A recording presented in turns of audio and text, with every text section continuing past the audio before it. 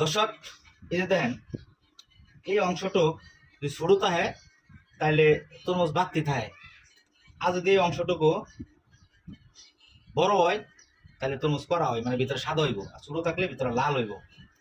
তরমুজটা বিক্রেতা কইছিল আমার কাটতে দেওয়া লাগবে না, আমি কাটবেন না, আমি কাটাম। মানে উদ্দেশ্য হইলো আমি বাসা দেন না, আমি ভিডিও করাম আর কাটাম। ওই হিসাব কইরা আমি কিন্তু এটা কাটছি না, বাসায় নিয়ে এসেছি। মানে আল্লাহর নাম নিয়ে এখানে কাটা শুরু করলাম। বিসমিল্লাহ, দেখা যাক ভিতরে কি হয়, ভিতরে কি লাল হইব না সাদা হইব, এটা একমাত্র আমরা কইতে পারবেন।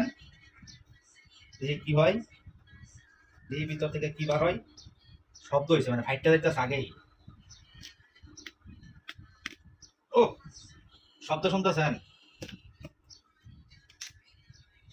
কি? ভাঙবো ভাঙবো, দেখা যাক, দেখা যাক কি আছে।